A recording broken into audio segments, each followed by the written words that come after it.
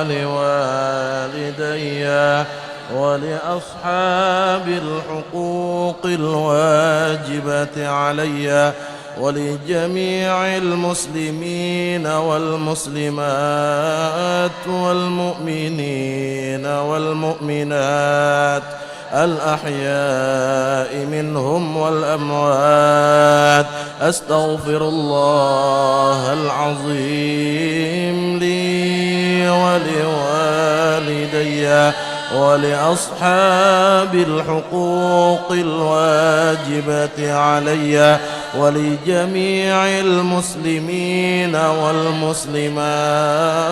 والمؤمنين والمؤمنات الأحياء منهم والأموات. أستغفر الله العظيم لي ولوالدي ولأصحاب الحقوق الواجبة علي ولجميع المسلمين والمسلمات والمؤمنين والمؤمنات الأحياء منهم والأموات. الفاتحة إلى حضرة سيدنا رسول الله محمد بن عبد الله وأنصار رسول الله والمهاجرين مع رسول الله، ثم إلى روح سيدنا المهاجر إلى الله أحمد بن عيسى، ثم إلى روح سيدنا الفقيه المقدم محمد بن علي باعلوي، وإلى روح الحبيب علي بن محمد بن حسين الحبشي وأهل سندنا إليه، وخصوصا روح شيخنا ومربي أرواحنا ومرشدنا الشيخ محمد زين بن عبد الغني البنجري، ولروح شيخنا الشيخ محمد رضوان بن حج حسن بصري، ووالدينا ووالديهم وأمواتنا وأمواتهم وأموات المسلمين أجمعين، وإلى حضرة النبي وآل النبي. الفاتحة. بسم الله الرحمن الرحيم. الحمد لله رب العالمين الرحمن الرحيم مالك يوم الدين إياك نعبد وإياك نستعين اهدنا الصراط المستقيم صراط الذين أنعمت عليهم. فيا أيها الراجون منه شفاعة صلوا عليه وسلموا تسليما.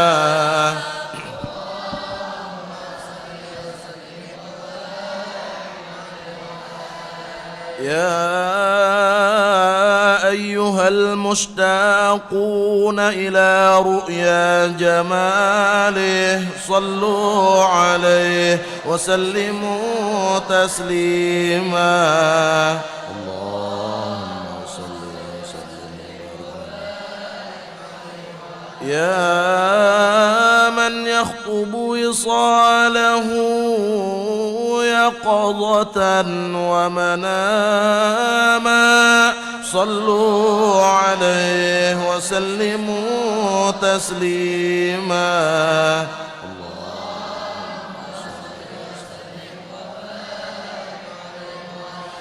يا ربي صل على محمد أشرف بدر في الكون أشراق. يا ربي صل على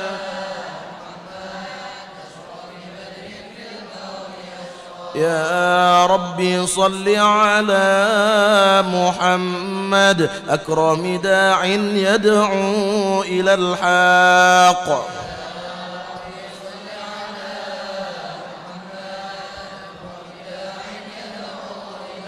يا ربي صل على محمد المصطفى الصادق المصدق.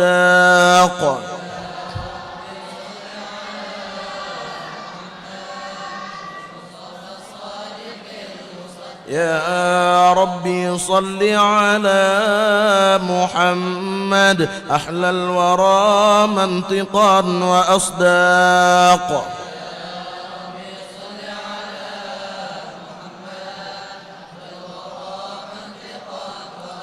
يا ربي صل على محمد أفضل من بالتقى تحقق.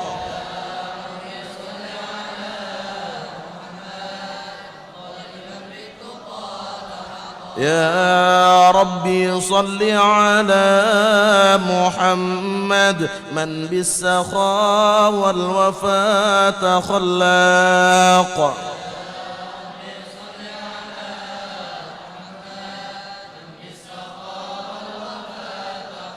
يا ربي صل على محمد واجمع من الشمل ما تفرق.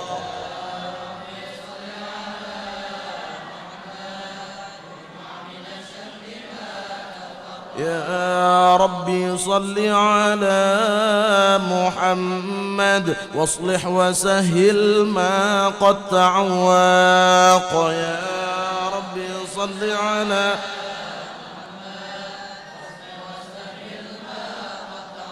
يا ربي صل على محمد وافتح من الخير كل مغلاق.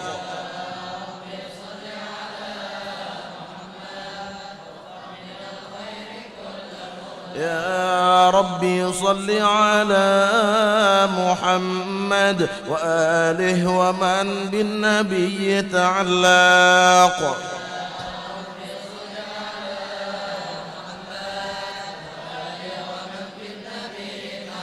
يا ربي صل على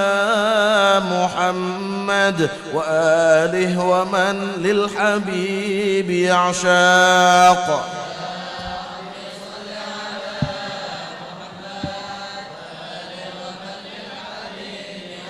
يا ربي صل على محمد ومن بحبل النبي توثاق.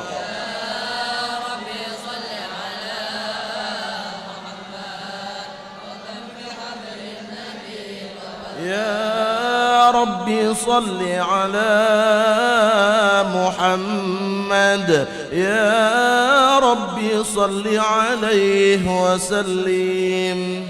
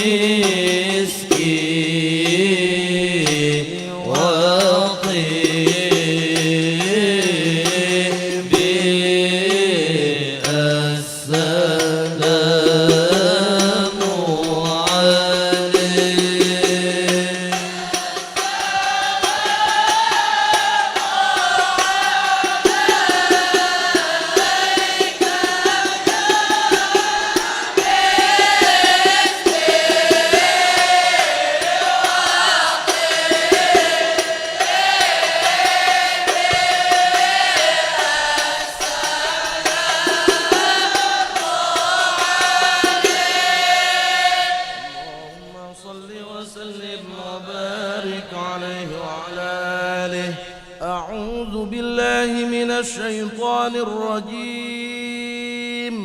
لقد جاءكم رسول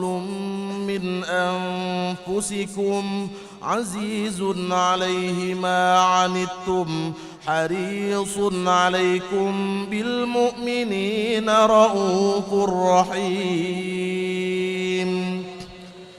فإن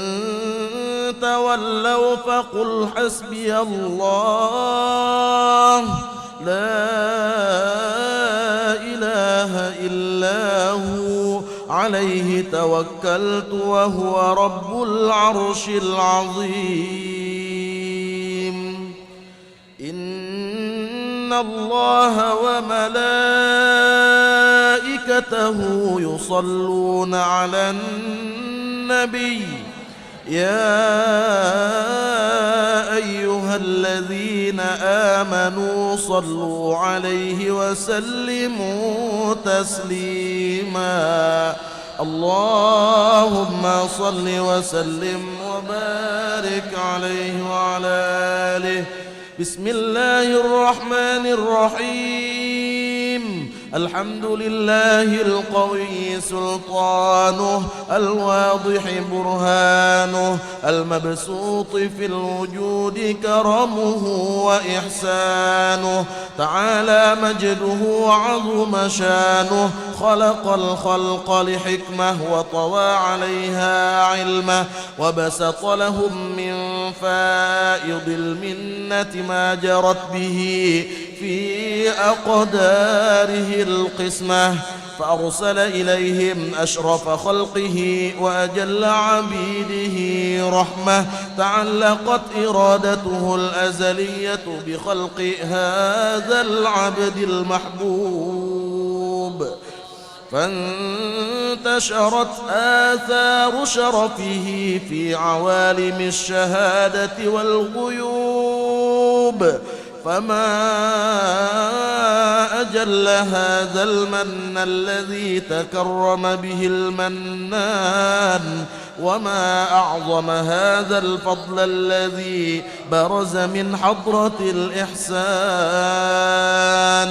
صورة كاملة ظهرت في هيكل محمود فتعطرت بوجودها أكناف الوجود وطرزت برد العوالم بطراز التكريم اللهم صل وسلم والتسليم على سيدنا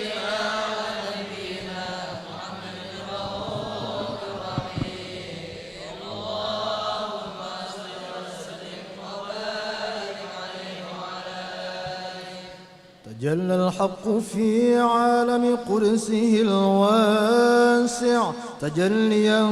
قضى بانتشار فضله في القريب والشاسع فله الحمد الذي لا تنحصر أفراده بتعداد ولا يمل تكراره بكثرة ترداد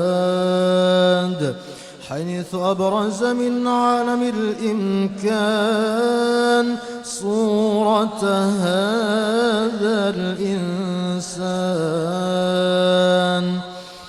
ليتشرف بوجوده الثقلان وتنتشر أسراره في الأكوان فما من سر اتصل به قلب منيب إلا من سوابغ فضل الله على هذا الحبيب يا لقلب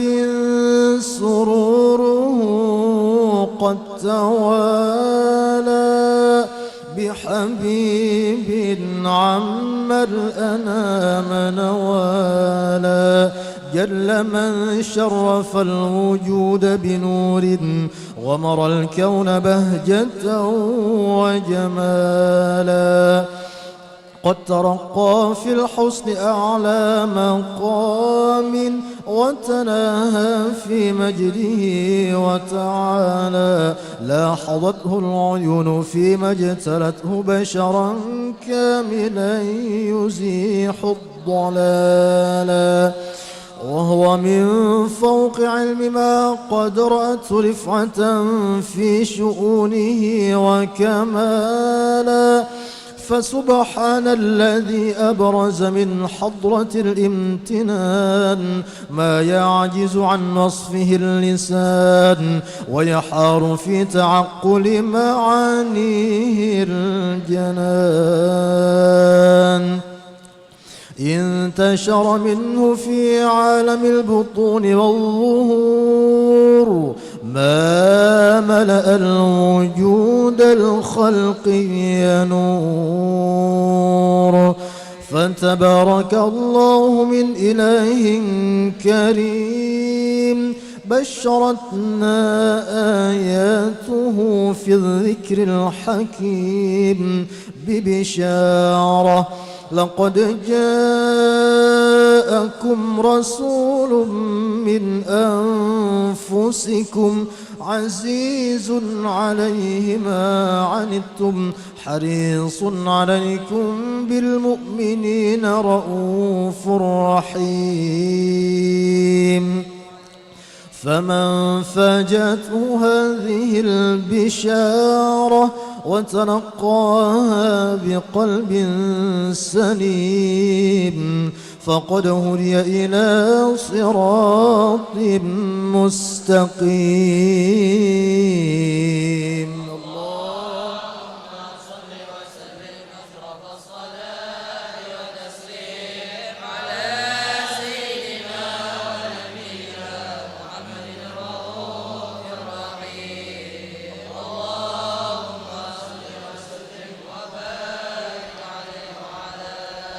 وأشهد أن لا إله إلا الله وحده لا شريك له شهادة تعرب بها اللسان عما تضمنه الجنان من التصديق بها والإذعان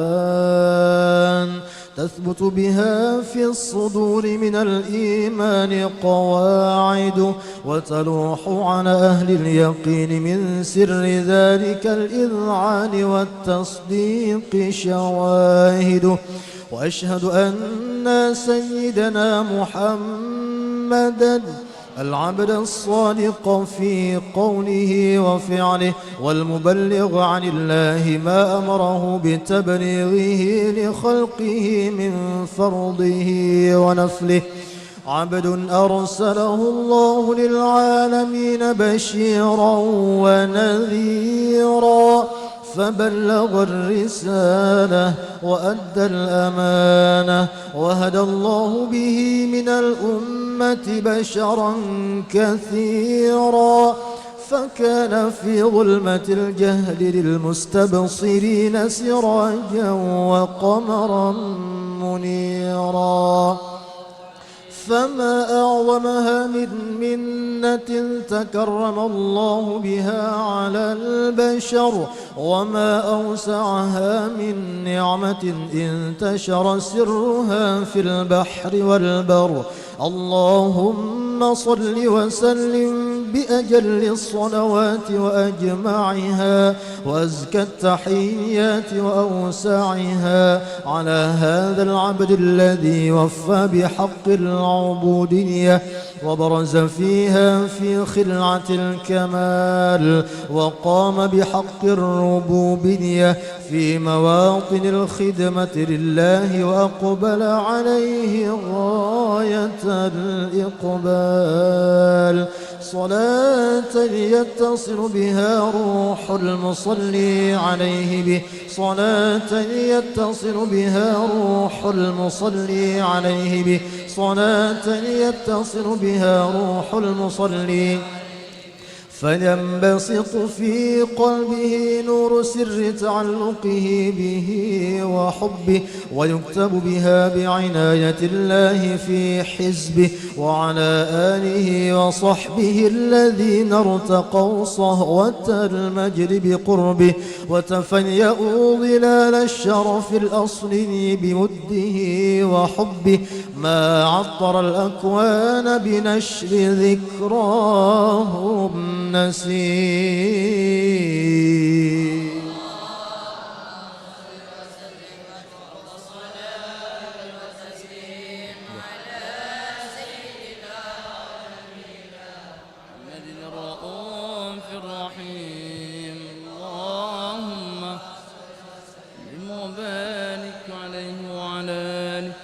أما بعد، فلما تعلقت إرادة الله في العلم القديم بظهور أسرار التخصيص للبشر الكريم بالتقديم والتكريم، نفذت القدرة الباهرة بالنعمة الواسعة والمنة الغامرة،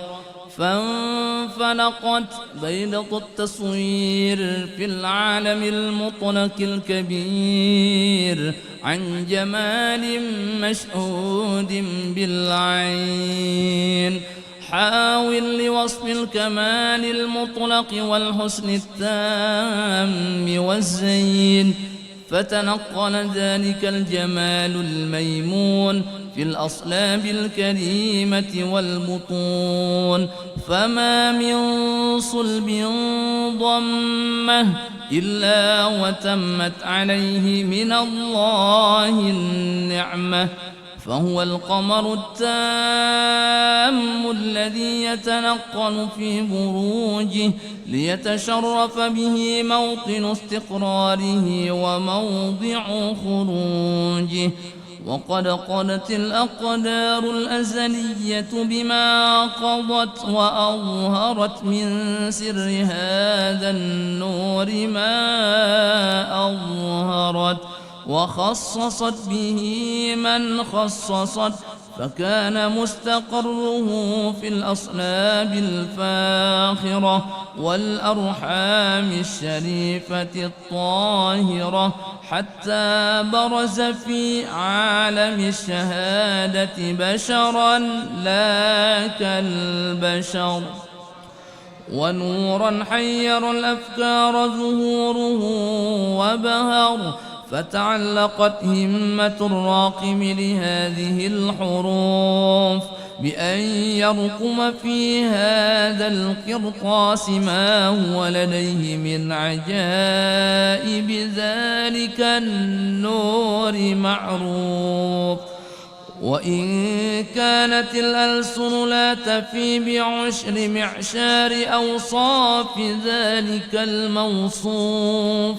تشويقا للسامعين من خواص المؤمنين، وترويحا للمتعلقين بهذا النور المبين، وإلا فأنى تعرب الأقلام عن شؤون خير الأنام، ولكن هزني إلى تدوين ما حفظته من سير أشرف المخلوقين، وما أكرمه الله به في مولده من الفضل الذي عم العالمين، وبقيت رايته في الكون منشورة على مر الأيام والشهور والسنين، داعي التعلق بهذه الحضرة الكريمة، ولاعج التشوق إلى سماع أوصافها العظيمة، ولعل الله ينفع به المتكلم والسامع، ولعل الله ينفع به المتكلم والسامع، ولعل الله ينفع به المتكلم والسامع. فيدخلان في شفاعة هذا النبي الشافع ويتروحان بروح ذلك النعيم.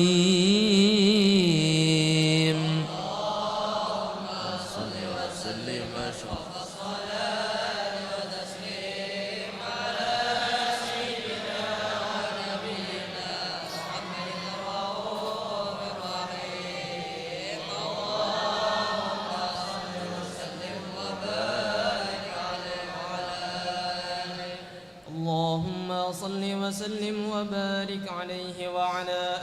آله. وقد آن للقلم أن يخض ما حركته فيه الأنامل مما استفاده الفهم من صفات هذا العبد المحبوب الكامل وشمائله التي هي أحسن الشمائل. وهنا حسن أن نثبت ما بلغ إلينا في شأن هذا الحبيب من أخبار وآثار ليتشرف بكتابته القلم والقرطاس وتتنزه في حدائقه الأسماع والأبصار. وقد بلغنا في الأحاديث المشهورة أن أول شيء خلقه الله هو النور المودع في هذه الصورة. فنور هذا الحبيب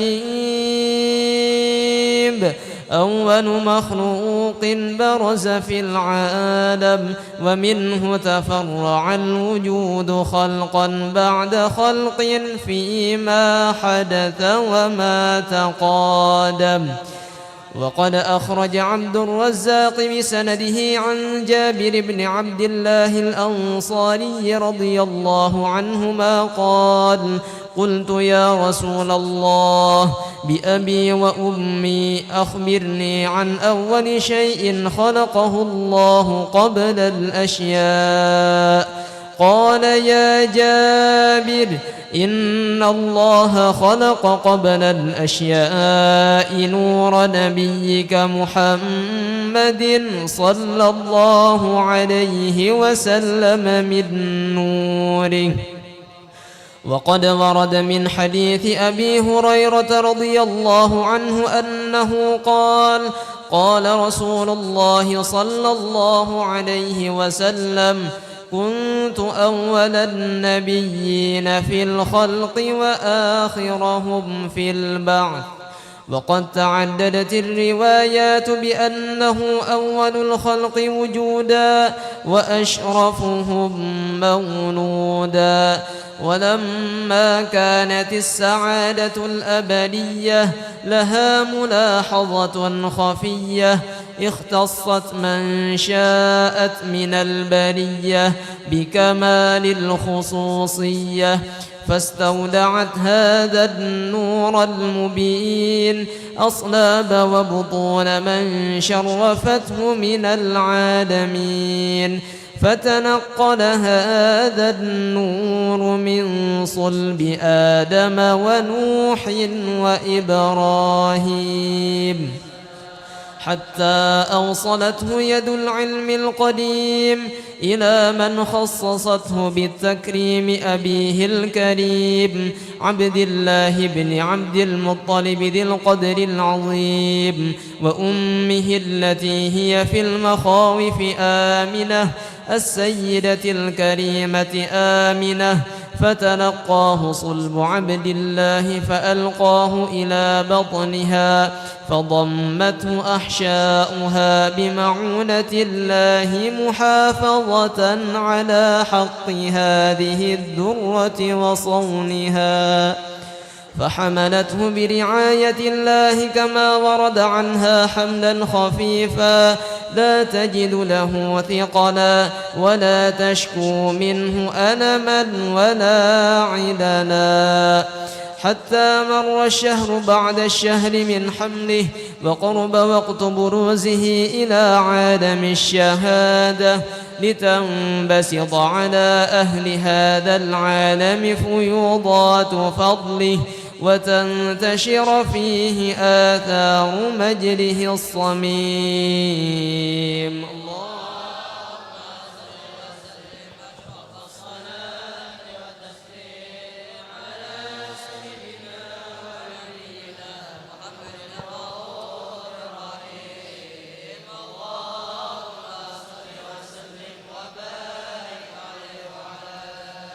حي الهادي بأجمل ذكرى صلوا معانا يا حضار. حي الهادي بأجمل ذكرى صلوا معانا يا حضار. فهو عمادي يوم المعادي، فهو عمادي يوم المعادي، فهو عمادي يوم المعادي.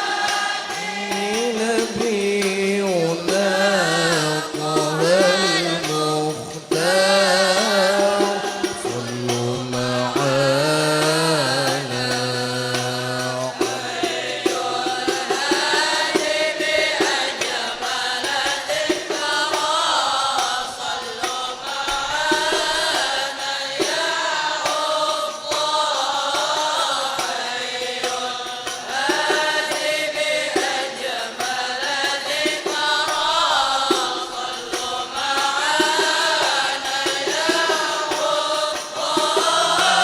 فهو عمادي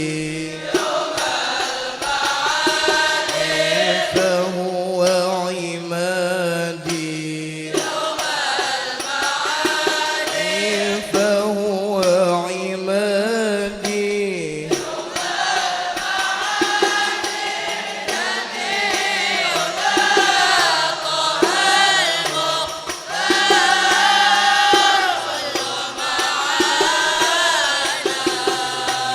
هذا الذي سرى ليلا ثم دنا فتدلى. هذا الذي سرى ليلا ثم دنا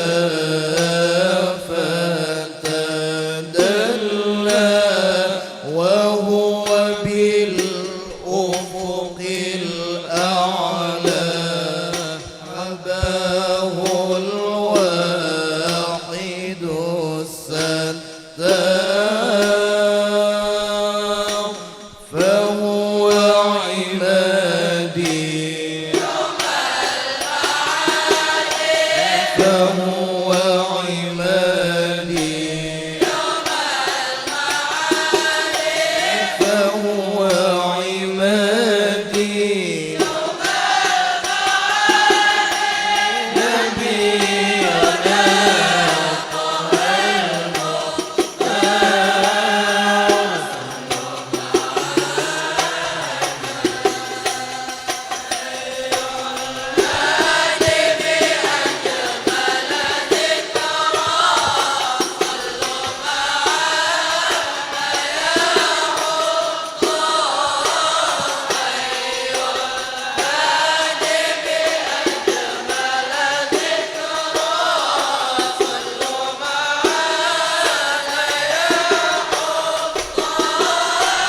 فهو عمادي يوم المعادي، فهو عمادي يوم المعادي، فهو عمادي يوم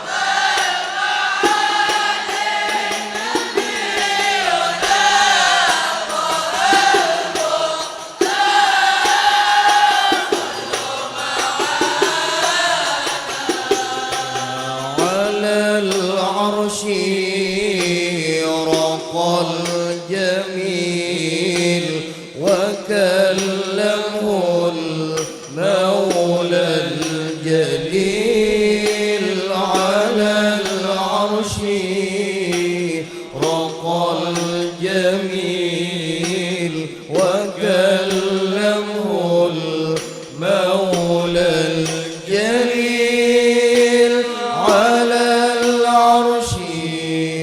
رقى الجميل وكلمه المولى الجليل وقال أبشر يا خليل شفاعتك لمن تختار فهو عمادي فهو عمادي فهو عمادي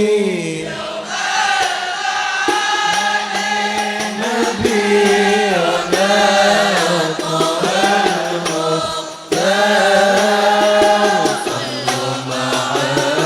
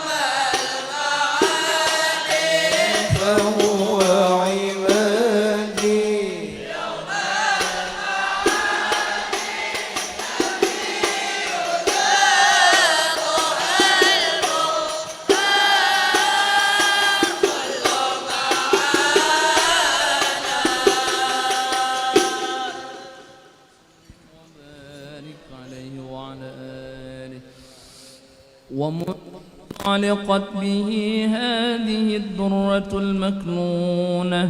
والجوهرة المصونة، والكون كله يصبح ويمسي في سرور وابتهاج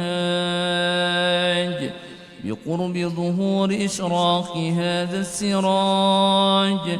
والعيون متشوفة إلى بروزه متشوقة إلى التقاط جواهر كنوزه. وكل دابة لقريش نطقت بفصيح العبارة معلنة بكمال البشارة، وما من حامل حملت في ذلك العام إلا أتت في حملها بغلام من بركات وسعادة هذا الإمام. ولم تزل الأرض والسماوات متضمخة بأطر الفرح بملاقاة أشرف البريات وبروزه من عالم الخفاء إلى عالم الظهور بعد تنقله في البطون والظهور. فأظهر الله في الوجود بهجة التكريم، وبسط في العالم الكبير مائدة التشريف والتعظيم ببروز هذا البشر الكريم.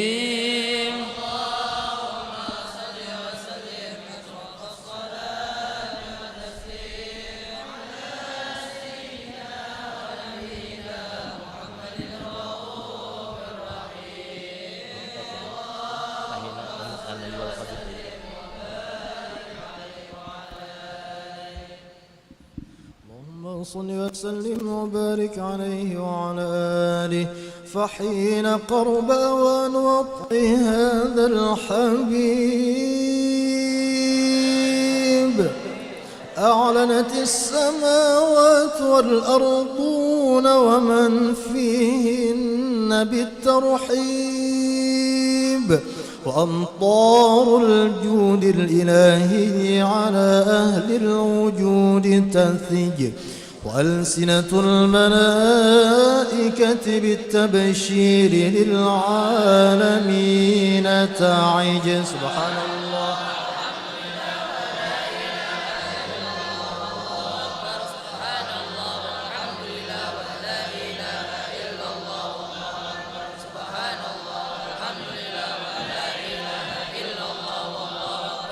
والقدرة كشفت قناع هذا المستور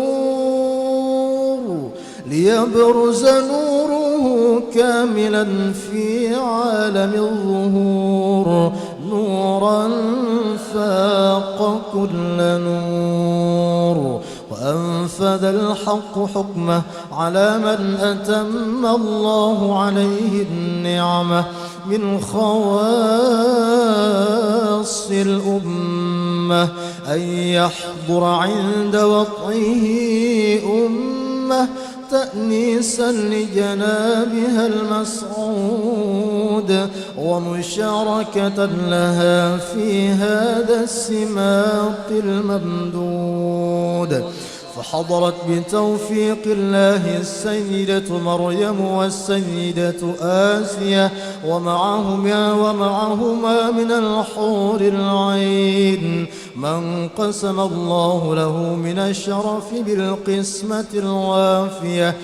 فأتى الوقت الذي رتب الله على حضوره وجود هذا المولود، فانفلق صبح الكمال من النور عن عمود، وبرز الحامد المحمود مذعنا لله بالتعظيم والسجود.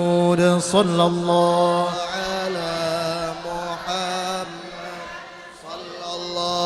عليه وسلم. صلى الله على محمد صلى الله عليه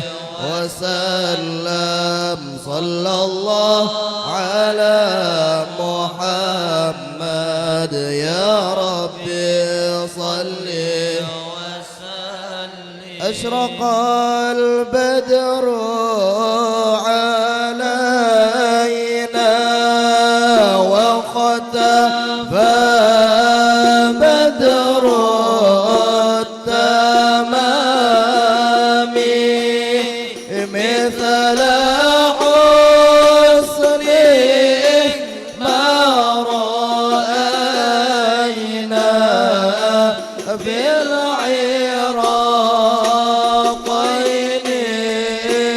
والشام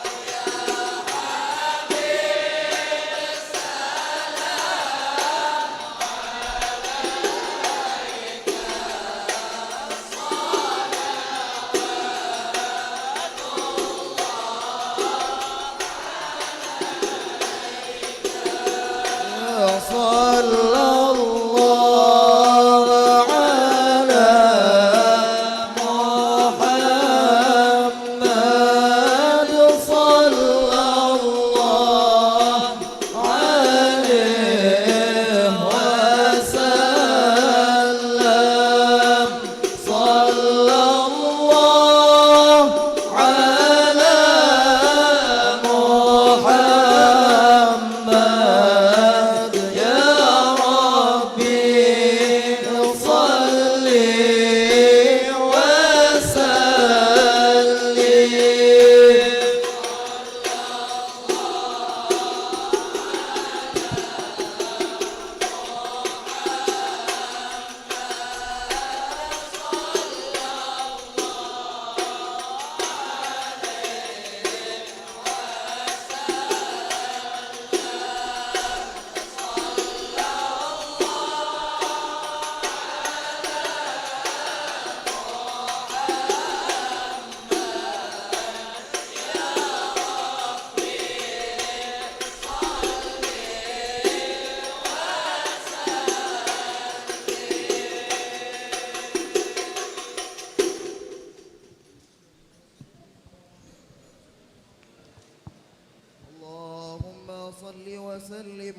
وبارك عليه وعلى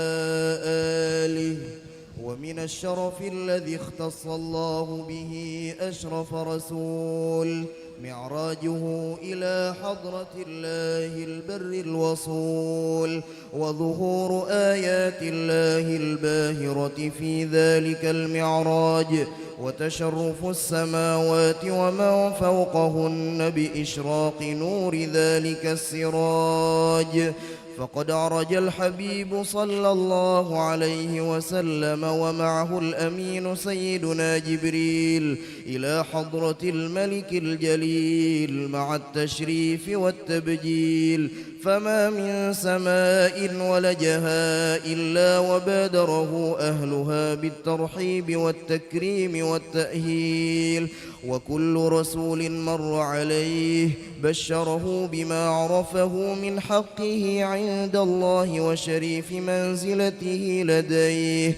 حتى جاوز السبع الطباق ووصل إلى حضرة الإطلاق. نازلته من الحضرة الإلهية غوامر النفحات القربية، وواجهته بالتحيات، وأكرمته بجزيل العطيات، وأولته جميل الهبات، ونادته بشريف التسليمات، بعد أن أثنى على تلك الحضرة بالتحيات المباركات الصلوات الطيبات. فيا لها من نفحات غامرات وتجليات عاليات في حضرات باهرات، تشهد فيها الذات للذات، وتتلقى عواطف الرحمات وسوابغ الفيوضات بأيدي الخضوع والإخبات. رتب تسقط الأماني حسرا، دونها ما وراءهن وراء. عقل الحبيب صلى الله عليه وسلم في تلك الحضرة من سرها ما عقل، واتصل من علمها بما اتصل، فأوحى إلى عبده ما أوحى. ما كذب الفؤاد ما رأى، فما هي إلا منحة خصصت بها حضرة الامتنان هذا الإنسان، وأولته من عواطفها الرحيمة ما يعجز عن حمله الثقلان. وتلك مواهب لا يجسر القلم على شرح حقائقها، ولا تستطيع الألسن أن تعرب عن خفي دقائقها. خصصت بها الحضرة الواسعة هذه العين الناظرة والأذن السامعة، فلا يطمع طامع في الاطلاع على مستورها والإحاطة بشهود نورها، فإنها حضرة جلت عن نظر الناظرين، ورتبة عزت على غير سيد المرسلين. فهنيئا للحضرة المحمدية ما واجهها من عطايا الحضرة الأحدية، وبلوغها إلى هذا المقام العظيم.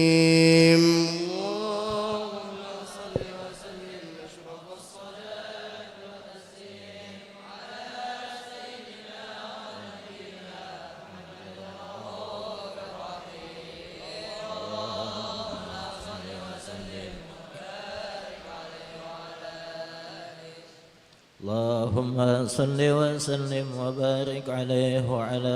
آله. ولقد اتصف صلى الله عليه وآله وسلم من محاسن الأخلاق بما تضيق عن كتابته بطون الأوراق. كان صلى الله عليه وآله وسلم أحسن الناس خلقا وخلقا، وأولهم إلى مكارم الأخلاق سبقا، وأوسعهم بالمؤمنين حلما ورفقا. بر رؤوفا لا يكون ولا يفعل إلا معروفا، له الخلق السهل واللفظ المحتوي على المعنى الجزل، إذا دعاه المسكين وأجابه إجابة معجلة. وهو الأب الشفيق الرحيم لليتيم والأرملة، وله مع سهولة أخلاق الهيبة القوية التي ترتعد منها فرائس الأقوياء من البرية. ومن نشر طيبه تعطرت الطرق والمنازل وبرب ذكره تطيبت المجالس والمحافل فهو صلى الله عليه وآله وسلم جامع صفات الكمالية والمنفرد بخلقه وخلقه بأشرف خصوصية فما من خلق في البرية محمود إلا وهو متلق عن زين الوجود أجملت بوصف الحبيب وشانه وله العلا في مجده ومكانه أوصى بعز قد تعالى مجدها أخجت على ندم سوها بعينانه وقد انبسط القلم في تدوين ما أفاد العلم من وقاء مولد النبي الكريم وحكاية ما أكرم الله به هذا العبد المقرب من التكريم والتعظيم والخلق العظيم فحسن مني أن أمسك عنة الأقلام في هذا المقام وأقرأ السلام على سيد الأنام السلام عليك أيها النبي ورحمة الله وبركاته السلام عليك أيها النبي الله وبركاته السلام عليك أيها النبي ورحمة الله وبركاته وبذلك يسن الختم كما يسن التقديم وعليه أفضل الصلاة وتسليم اللهم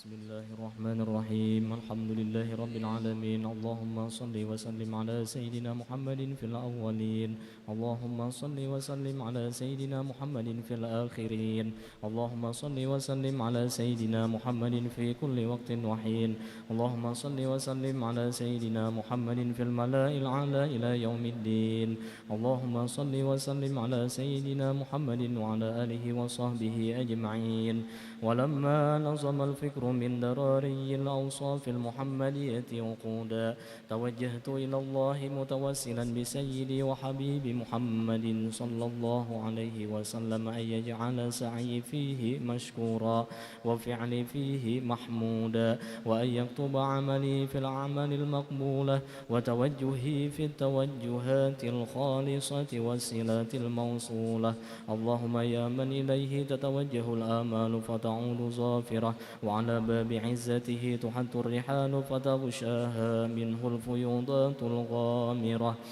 نتوجه إليك بأشرف الوسائل لديك سيد المرسلين عبدك الصادق الأمين سيدنا محمد الذي عمت رسالته العالمين أن تصلي وتسلم على تلك الذات الكاملة مستودع أمانتك وحفيظ سرك وحامل راية دعوتك الشاملة الأب الأكبر المحبوب لك والمخصص بالشرف الأفخر في كل موطن من مواطن القرب ومظهر قاسم إمدادك في عبادك ساقي كؤوس إرشادك لأهل ودادك سيد القونين وأشرف الثقلين العبد المحبوب الخالص المخصوص منك بأجل الخصائص اللهم صل وسلم عليه وعلى آله وأصحابه وأهل حضرة اقترابه من أحبابه اللهم إنا نقدم إليك جاه هذا النبي الكريم ونتوسل إليك بشرف مقامه العظيم أن تلاحظنا في حركاتنا وسكناتنا بعين عنايتك وأن تحفظنا في جميع أطوارنا وتقلباتنا بجميل رعايتك وحصين وقايتك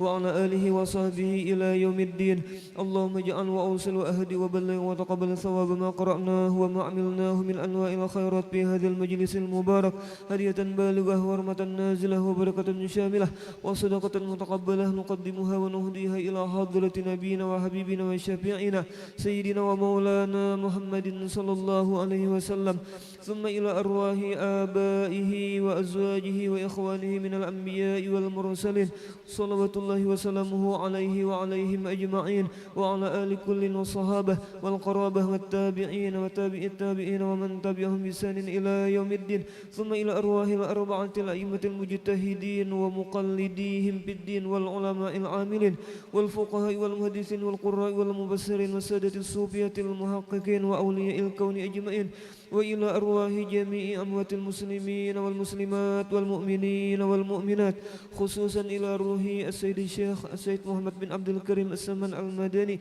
وخليفته مولانا الشيخ محمد أرشد بن عبد الله كلمبين البنجري وشيخ سعد الدين محمد طيب بن مفتي محمد أسعد تانيران ودatu أحمد بن مفتي محمد أسعد بالمau وشيخ محمد كشف الأنوار بن هجي إسماعيل وشيخ محمد شروني عبد باغل وشيخ محمد سلمان مليا وسلمان جليل، ثم إلى أرواح جميع مشايخنا ومعلمينا وأساتذنا في المعهد دار السلام مرتapura، ثم إلى روح شيخنا ومربي أرواحنا ومرشدنا العالم العلامة العارف بالله الشيخ محمد زيني بن عبد الغني البنجري sekumpul, وهجيه جويرية بنت هجي سليمان وتوان guru haji Athaillah bin tuan guru haji Abdul Qadir وتوان guru haji Muhammad Arifin bin tuan guru haji Athaillah وتوان guru haji Ahmad Mawardi bin tuan guru haji Muhammad Arifin wal Habib Zainuddin bin Al Habib Abu Bakar As-Sagaf Musa wa Haji Ibrahim bin Haji Anan wa guru Muhammad Saman bin Kumala wa guru Fuad Fakhruddin bin Asmah wa guru Muhammad Hilmani bin guru Haji Muhammad Ramli wa Hajjah Arbainah binti Haji Ibrahim wa Haji Suhaimi bin Haji Ibrahim, ثم إلى روح صاحب المولد الإمام الحبيب علي بن محمد بن حسين الحبشي وإلى روح شيخنا ومرشدنا العالم الفاضل المكرم الشيخ محمد رضوان بن tuan guru Haji Hasan Basri وأصولهم وفروعهم، ثم إلى أرواح من أنفقوا أموالهم وجاهدوا بأموالهم وأنفسهم في هذا المعهد منهاج العابدين ووالدينا ووالديهم وأمواتنا وأمواتهم، ثم إلى أرواح من ضاجعهم وقاربهم من أموات المسلمين والمسلمات كافة عامة من لهم زائر ولا زائر لهم، وارحم الجميع برحمتك يا حنان يا منان يا أرحم الراحمين، اللهم اغفر لهم وارحمهم وعافهم واعف عنهم، اللهم اجعل قبورهم روضة من رياض الجنان ولا تجعل قبورهم حفرة من حفر النيران، اللهم إن كانوا محسنين فزد بإحسانهم وإن كانوا مسيئين فتجاوز عنهم برحمتك يا أرحم الراحمين، ربنا اغفر لنا ولإخواننا الذين سبقونا بالإيمان ولا تجعل في قلوبنا غلا للذين آمنوا ربنا إنك رؤوف رحيم، وصلى الله على سيدنا محمد وعلى آله وصحبه وسلم والحمد لله رب العالمين، وعلى من به مشايخنا وإلى حضرة النبي الفاتحة.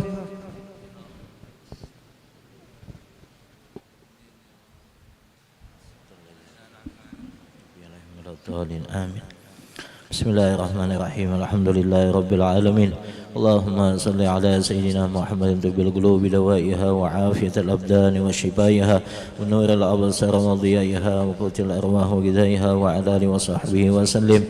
اللهم إنا نسألك التوبة والمغفرة والتوفيق والهداية والاستقامة وحسن الخاتمة بخير ولطف وعافية لنا ولجميع الأمة بجاه سيدنا محمد خير البرية يا رب العالمين، يا مهيمن يا سلام سلمنا والمسلمين بالنبي خير الأنام وبأم المؤمنين، يا ربي بالمصطفى بلغ مقاصدنا اغفر لنا ما مضى يوم واسع الكرم، يا ربي بالمصطفى بلغ مقاصدنا اغفر لنا ما مضى يوم واسع الكرم، حبيبي المصطفى بلغ مقاصدنا واغفر لنا واسع الكرم صلى الله على سيدنا محمد وعلى آله وصحبه وسلم. الحمد لله رب العالمين. تقبل الله منكم